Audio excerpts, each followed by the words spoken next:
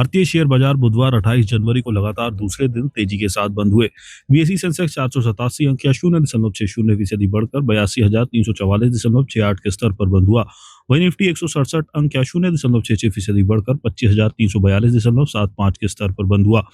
भारत और यूरोपीय यूनियन के बीच ट्रेड डील और ग्लोबल बाजारों से मिले पॉजिटिव संकेतों से निवेशकों का सेंटीमेंट मजबूत हुआ और बाजार में खरीदारी बढ़ी। हालांकि कारोबार के दौरान बाजार में काफी उतार चढ़ाव भी देखा गया। शेयर बाजार में आज की तेजी चौतरफा रही। बीएसई मिड कैप 150 इंडेक्स 1.69% बढ़कर बंद हुआ। वहीं बीएसई स्मॉल कैप 250 इंडेक्स 1.81 तेजी के साथ बंद हुआ। आज के कारोबार के दौरान सबसे अधिक तेजी डिफेंस शेयरों में देखने को मिली। डिफेंस इंडेक्स 5% तक बढ़ गया। वहीं बीएसई कैपिटल गुड्स इंडेक्स में 5% से अधिक की उछाल देखने को मिली। इसके अलावा industrial capital goods, energy, oil and gas और पावर शेयरों के इंडेक्स 3% से अधिक की बढ़त के साथ बंद हुए। केवल एफएमसीजी और कंज्यूमर ड्यूरेबल्स इंडेक्स को छोड़ दें तो बाकी सभी सेक्टोरल इंडेक्स हरे निशान में बंद हुए। बीएसई में लिस्टेड कंपनियों का कुल मार्केट कैपिटलाइजेशन आज बढ़कर 449.73 लाख करोड़ रुपए पर पहुंच गया, जो इसके पिछले कारोबारी दिन 453.67 लाख करोड़ रुपए रहा था। इस तरह बीएसई में लिस्टेड कंपनियों का मार्केट कैप आज करीब 6.06 लाख करोड़ रुपए बढ़ा है। दूसरे शब्दों में कहें तो निवेशकों की संपत्ति में करीब 6.06 लाख करोड़ रुपए का इजाफा हुआ है।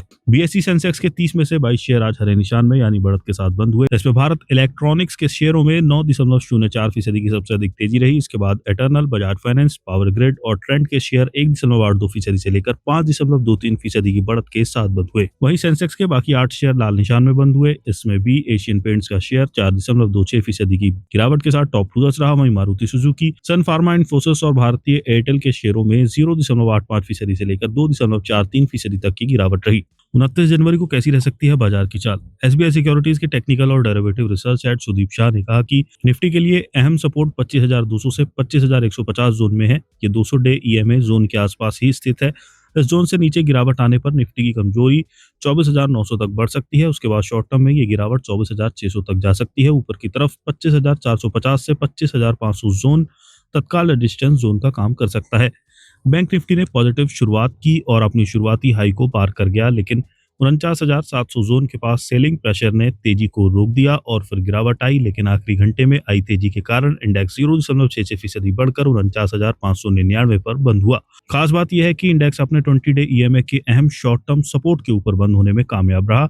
इस बीच डेली चार्ट पर सिकुड़ते एमएसीडी हिस्टोग्राम बार मंदी की गति में कमी का संकेत दे रहे हैं और नियर टर्म में संभावित ट्रेंड स्टेबलाइजेशन की ओर इशारा कर रहे हैं। बैंक निफ्टी के लिए तत्काल रेजिस्टेंस 49,900 से 60,000 जोन में है। इस जोन से ऊपर जाने पर शॉर्ट टर्म में 60,300 और उसके बाद 60,600 की ओर पुल बैक नजर आ सकता है।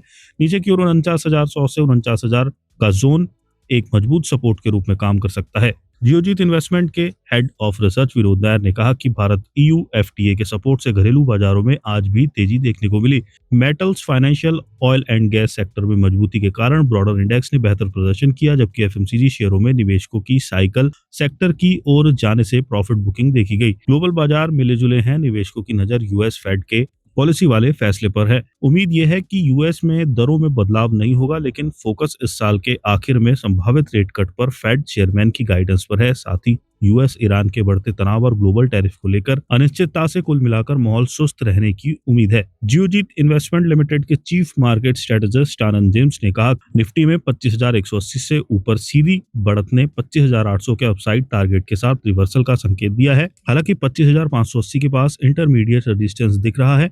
उन्होंने आगे कहा कि 25,400 को पार करने में नाकाम रहने पर सावधानी बरतना चाहिए। वहीं 25,080 से नीचे जाने पर तेज गिरावट देखने को मिल सकती है।